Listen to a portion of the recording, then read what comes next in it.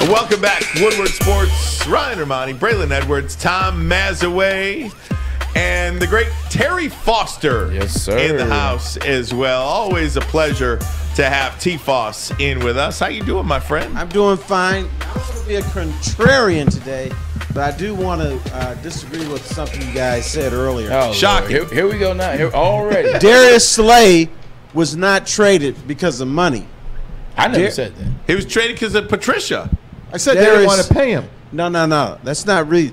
Darius Slay was going around telling his teammates something is wrong here. This coaching staff is not the right coaching staff for us. We should have a better defense than this. He was traded because he dared say something's wrong with the brew. So that's what the Lions do. If a player speaks out against the organization or the coaches, they don't say, hey, you know what? Let's listen to this guy and see if we can make things better. They just get rid of him. That's what the Lions do. And that's what they did with Darius Slay. It's very sad. And they not only did they do that with Slay, Braylon, but and the name is escaping me. I'm not very good. The safety in Seattle right now. Quandre Diggs. Quandre Diggs. Yes. I mean, Same Quandre thing. Diggs is having a Pro Bowl year, and they ship him out. Yeah, man. It's one of those things where it's tough when you're in bad spots and you know you're in bad spots. As players, you pretty much fans think players have more clout, more pull than they do, unless you're an Aaron Rodgers type guy.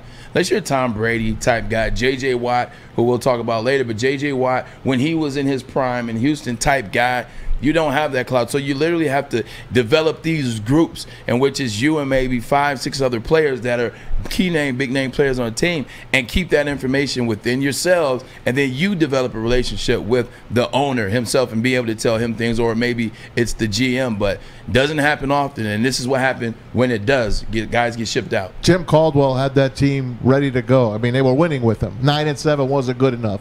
So those idiots come in and cost us a bunch of years. So let's count the 3 years they were here as wasted years.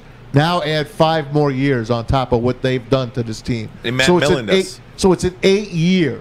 8 years they cost the Lions and their fans. Do you know what the Lions' record is since they got rid of Caldwell? I can only imagine. 14-40-1. Yeah. You know, the thing 9-7 is a little bit better than that. Not to get crazy here and do the revisionist history with Jim Caldwell. Jim Caldwell was a really good coach and probably the best coach in Lions history. Most loved, that's for sure. However, yes, there is however. There is a however. Mm-hmm. It was not good enough with Jim Caldwell. Now, Matt Patricia and Bob Quinn weren't the right guys. Right. But 1-7 against winning teams is not good. The Lions were 9-7 in that final year of Jim Caldwell. All 7 losses came against teams with winning records. They were 1-7 that year. Under Jim Caldwell, they were 4-23 or 5-23. Forgive the number there. Yeah. But it was really bad in terms of winning teams against the Lions. So I don't mind the decision to get rid of Jim Caldwell. I mind the decision to take them over the next level with Matt Patricia and Bob Quinn. God, were they bad.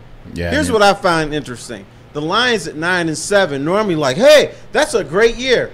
All of a sudden they get a brother as the coach, 9-7. All of a sudden it's not good enough. Yeah, don't give me that. I don't know. I mean, how long can you go? They are bad. Easy. They have had 18 of the last 22 years have had losing records. I mean, do you think they fired? So are you saying they fired Jim Caldwell because he was black? I just found it interesting that all of a sudden this putrid organization, when a brother goes 9-7 for the first time in history, 9-7 is not good enough. Yeah, that's it. First time in history. That was gross. It's easy not to look at it that way when it doesn't affect you, but it affects, and you look and you're like 9-7. Wow, now Jim Caldwell is gone. Meanwhile, we've let a lot more go for less. So I actually agree with him. It is interesting. It makes you wonder, was that a factor? On the other side of that, he hasn't been hired as a head coach since, and of course he got sick, had to step away from the game. But I know he was with the Dolphins for a while. We all love Jim Caldwell here. Don't get me wrong. But he wasn't the greatest in-game manager. But that's why you have other people around you. Believe me, man, revisionist history, it's the worst hire. It's worse than Millen. Bringing those 2 guys in, it's worse than Millen because look what they've done. Yeah, it's 8 years. It's an 8-year rebuild. But again, for me, we are comparing Jim Caldwell's success with the Lions to Lions' success. We are not comparing Jim Caldwell's success with the Lions with NFL success.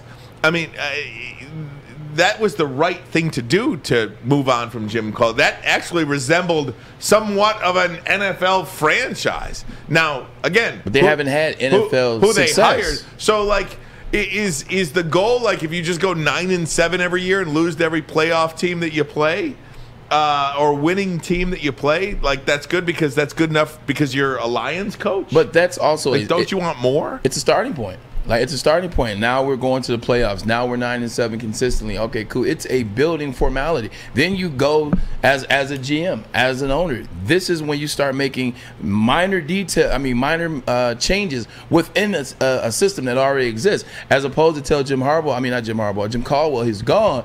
Now you tell him your offense isn't efficient at all. You have to replace your offensive coordinator or your defensive coordinator. Because a lot of times, head coaches that come in with their people, they don't want to fire their defensive coordinator. They don't want to fire their offensive coordinator. They don't want to make moves like that. They become loyalists. I've seen this with Romeo Crennel when I was in Cleveland. They're loyalist individuals. That's when the front office can say, well, we like what Jim Caldwell is doing. We like that the players play for him. We like that the fan base likes Jim Caldwell. But we don't like this defensive coordinator. We don't like this offensive coordinator. And you can make some. I mean, I'm just saying that could have been a way to go about it. I would have tweaked it. Yeah. I would have tweaked it. They tweaked it the wrong way. Yeah, they tweaked it the wrong way.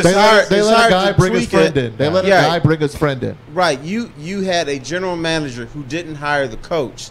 So there was a strong possibility that he's going to get rid of him as soon as he could.